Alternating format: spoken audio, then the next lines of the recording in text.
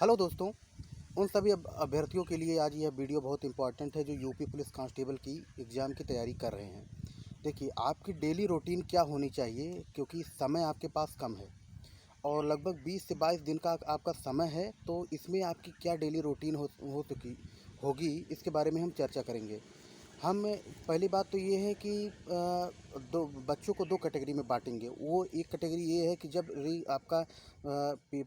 आपका paper cancel हुआ था, तो जो बीच में कुछ बच्चे बैठे रह गए, तैयारी नहीं किए, उनके लिए भी फार्मूला है। और जो तैयारी कर रहे थे पूर्व में, उनके लिए भी फार्मूला है। देखिए, सबसे पहले जो तैयारी नहीं कर रहे थे उनके लिए 20-22 दिन में आप चयन किस तरीके से इसको निकाल सकते हैं। यूपी पुलिस बहुत कठिन पेपर जो 18, 17 और 18 फरवरी को हुआ था। वह जो पेपर हुआ था बहुत कठिन नहीं था। पेपर बहुत बहुत ही, जान लीजिए, एक तरीके से इजी लेवल था। और चूँकि इजी की वजह से बच्चे बहुत अच्छे अच्छे क्वेश्चन सही नहीं कर पाए थे। तो देखिए, जब क्वेश्चन आसान आते हैं तब वहाँ पे गलती होने के चांसेस ज़्यादा होते हैं बच्चों में।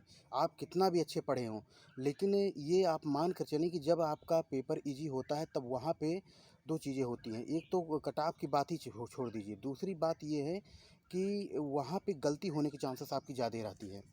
तो सबसे पहले आपकी 20-22 दिन की स्ट्रेटजी प्लान बताते हैं। सबसे पहले देखिए, अगर आप 4 बजे सुबह उठ पाते हैं तो 4 बजे आप उठिए।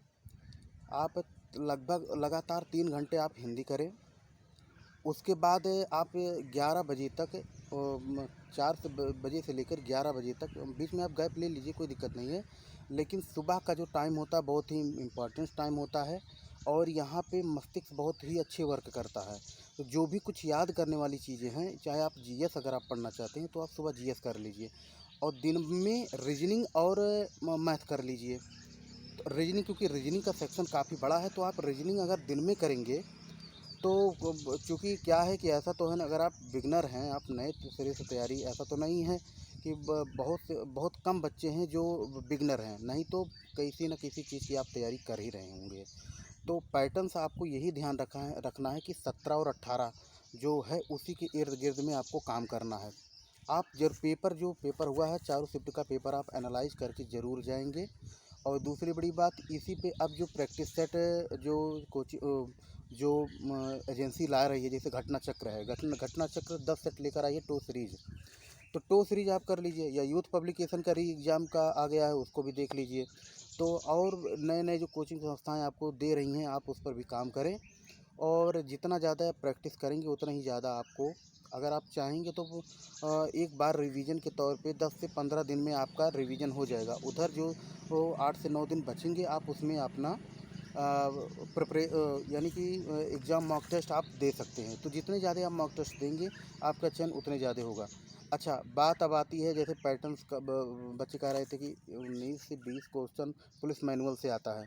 तो देखिए, पुलिस मैनुअल से तो आपको पढ़ने की ज़रूरत पुलिस मैनुअल की है नहीं।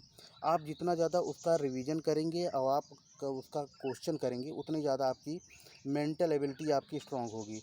तो 4 सेट में लगभग 20 चौक 80, आप 80 क्वेश्चन ऐसे होंगे कि आपका बार बार रिवीजन करिए, उसका तोड़ निकालिए किस तरीके से किया जाता है।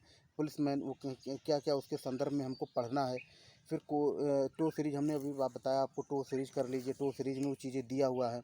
यूथ पब्लिकेशन की बुक में यही दो मार्केट में अच्छी चलती हैं और इसी से सिलेक्शंस भी। अब आपको मैं कह दूंगा कि नहीं, यूथ पब्लिकेशन आप 18 और 17, 18 जो पेपर हुआ था पढ़कर गए होते तो यूथ पब्लिकेशन से मिल जाता, लेकिन कोई बात माना नहीं है। यूथ पब्लिकेशन से बहुत से क्वेश्चन रिलेवेंस कर रहे थे 17 और 18 का जो पेपर हुआ था। और उसी तरीके से पेपर जो यूपी पुलिस जो रेडियो ऑपरेटर और वर्कशॉप स्टेशन और उसका हुआ था पेपर, ऑनलाइन पेपर, उसका भी आप अगर उठा के यूथ पब्लिकेशन का जो प्रैक्टिस सेट है आप देखेंगे तो रिलेवेंस, कुछ ना कुछ रिलेवेंस कर रहा है। तो उसी के इर्द गिर्द में पेपर बनाए गए थे। तो कहने का मतलब ये है कि प्रैक्टिस सेट की भी जिम्मेदारी आपकी होती है कि आप अच्छी तरीके से और सजगता के साथ आप प्रैक्टिस करें। तो फिलहाल आप करिए प्रैक्टिस और मेहनत करिए, इस बार चयन हो जाएगा। और आप ये बहकावे में है कि बहुत सिक्योरिटी बहुत फुल प्रूफ है। आपकी बार अभी बयान आया है, आप देख सकते हो माननीय डीजीपी का, कि पूरा जिस तरीके से ईवीएम की रखवाली होती है उसी तरीके से क्वेश्चन पेपर की रखवाली होनी चाहिए। तो उस तरीके से और सारे जिलाधिकारियों को भी सूचित किया गया है और सारे अधिकारी इस बार, और आपको पता ही होगा कि सरकारी कॉलेज ही बनाए गए हैं एग्ज़ाम सेंटर, इसीलिए 5 दिनों में पेपर होना, यानी कि एक शिफ्ट में 5 लाख बच्चे अभ्यर्थी इसमें परीक्षा देंगे और कुल एक दिन में 10 लाख अभ्यर्थी देंगे, कुल लगभग 10 सेट होंगे आपके। तो आप इस सब में नहीं जाना है और एडमिट कार्ड पे भी आपको कोई बहसबाजी नहीं करना है, ना ही इसकी सूचना पे कुछ जाना है।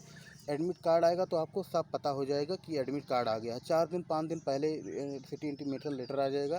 2-3 दिन पहले, 2 दिन पहले आपको मालूम चल जाएगा कि आपका एग्ज़ाम कहाँ है। आप व्यवस्थित, अब तो ये भी हो गया है कि उत्तर प्रदेश परिवहन विभाग की तरफ से भी नोटिस आ गई है कि बसों को व्यवस्थित करने के लिए कहा गया, यानी कि सुविधा बढ़ाने के लिए यानी कि उपलब्ध कराने को कहा गया है कि बच्चों को परीक्षा सेंटर पर उपलब्ध कराएं बस फ्री में। तो फिलहाल सरकार का भी धन्यवाद है कि पहले भी योगी जी ने कहा था ही कि फ्री में ट्रेवलिंग होगी। तो सारी चीज़ें सारी तैयारियां लगभग पूरी हैं, बस आप तैयार रहें। इस बार आपका चयन निश्चित तौर पे हो जाएगा। तो अगर आपको ये वीडियो पसंद लगे तो आप वीडियो को ज़रूर लाइक करें और चैनल को ज़रूर सब्सक्राइब कर लीजिए। देखिए, यूपी पुलिस बहुत कठिन पेपर नहीं होता है। आप थोड़ा सा अपने आप को मेंटल स्ट्रॉन्ग कर लीजिए, आप थोड़ा सा पढ़ लीजिए तो आसानी से एग्ज़ाम आपका निकल जाएगा। ठीक है दोस्तों, मिलते हैं नेक्स्ट वीडियो में। धन्यवाद।